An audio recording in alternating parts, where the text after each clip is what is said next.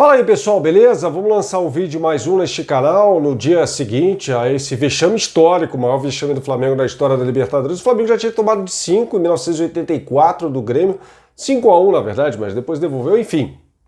E aí teve jogo de desempate, São Paulo, mas o Flamengo tomou de 5 e para começar essa reflexão aqui, eu vou soltar um dado que para mim torna ainda mais injustificável esse vexame.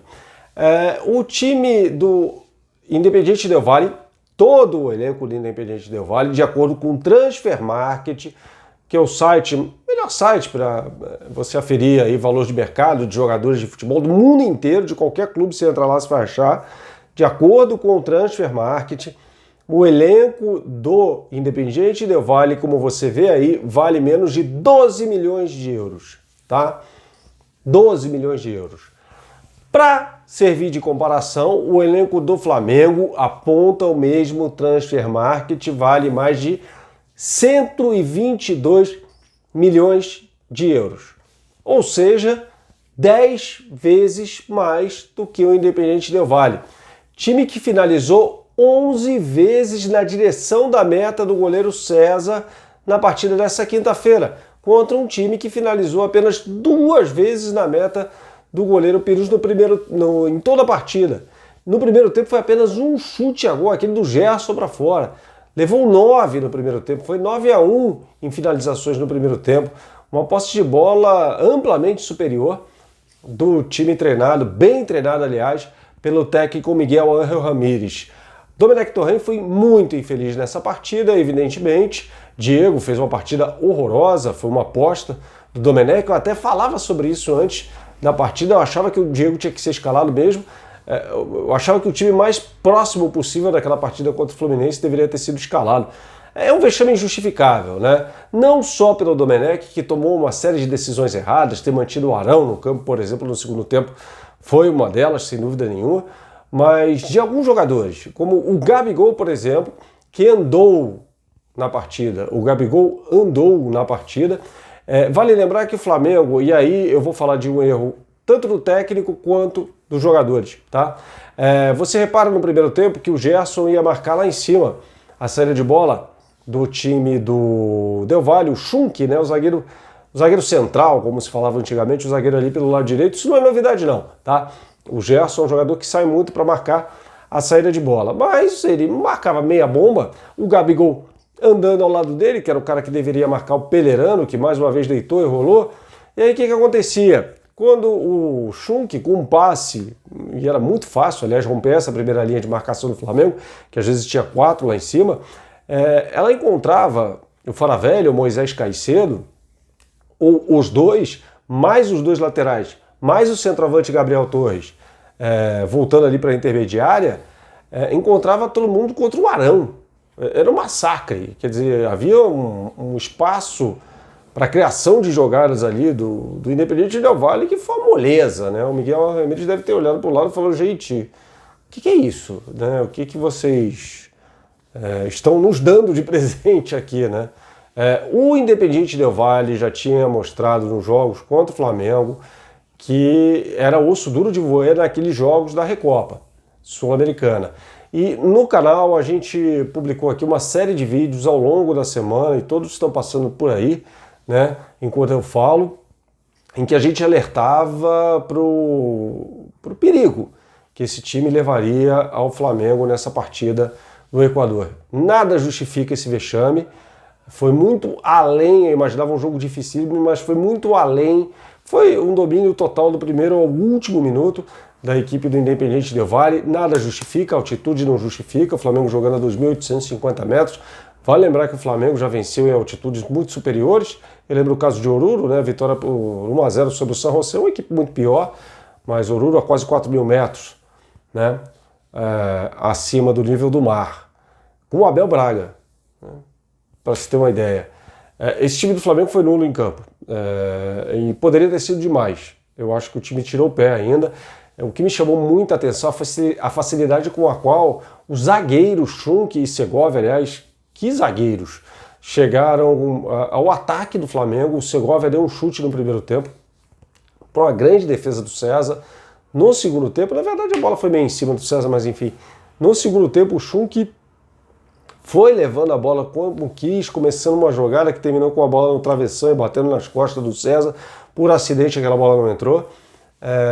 Então, assim, dois zagueiros muito bons. A gente já falava sobre o Schunk aqui, zagueiro revelado no futebol argentino, que era muito bom na canteira, ou seja, na base, mas demorou para se firmar como profissional e agora atinge esse nível com 28 anos de idade, nas mãos de um técnico sensacional. Miguel Ramírez se desembarcasse na próxima quarta-feira no Rio de Janeiro, no avião do Flamengo, como novo técnico do Flamengo, teria sucesso, o mesmo sucesso que ele tem no Del Valle? No curto prazo eu acredito que não. Até porque as ideias dele são muito semelhantes às do Domi, ideias que não necessariamente vêm sendo colocadas em prática da melhor forma pelo técnico do Flamengo. Tá? É muito difícil resistir a um 5-0. Ainda mais quando esse 5-0 surge diante do time campeão da Libertadores. A culpa é conjunta e a culpa é compartilhada também com a direção do Flamengo. E tem vídeo nesse canal, quando esse canal ainda estava no início, ainda está no início, né, mas estava lá no iniciozinho, quando a gente falava do problema, enquanto havia o impasse sobre a permanência do Jorge Jesus, que acabou resultando na saída dele, né? Como a diretoria levou aquilo em banho-maria, né, de forma até um pouco ingênua, né? Eu me lembro quando o Flamengo foi campeão carioca, em cima do Fluminense, com aquele gol do Vitinho, né? Que depois do jogo o presidente Rodolfo Landim deu uma entrevista, não me lembro para quem, senão daria o crédito aqui, mas não me lembro mesmo, falando que não, o Jorge Jesus se apresenta na segunda-feira, cometendo até um erro, né? Seria na terça-feira e tal, e ele nunca mais se apresentou. E o Rodolfo Landim até soube da saída dele no meio de uma coletiva de apresentação do Bernardinho no time de vôlei, né? Foi uma coisa meio constrangedora. Então, eu acho que a direção tem conivência com isso por não ter cobrado uma definição da parte do Jorge Jesus a partir do momento em que começaram a surgir as histórias que faziam sentido naquele momento. Escuta, você vai mesmo? Então é melhor ir agora. Porque, afinal de contas, o que acrescentaria para o Flamengo ganhar, né, em comparação com aquilo que acontece hoje, né, tomando de 5-0 uma Libertadores, se fosse ali, acho que ganharia o Carioca naturalmente em cima do Fluminense, até porque não jogou bem aquelas partidas, e falar, escuta, ter mais tempo aí de ir atrás de um técnico e que esse técnico tivesse mais tempo para treinar o time, né, que definitivamente não há tempo, né? O Flamengo enfrenta na terça-feira um time muito fraco, que é o time do Barcelona de Guayaquil, e o que se espera é uma atitude digna, uma atuação digna, diante de um adversário, como eu disse, que é muito ruim. Um adversário que foi facilmente subjugado e dominado pelo Flamengo no jogo do Maracanã, da parte dos jogadores e do técnico.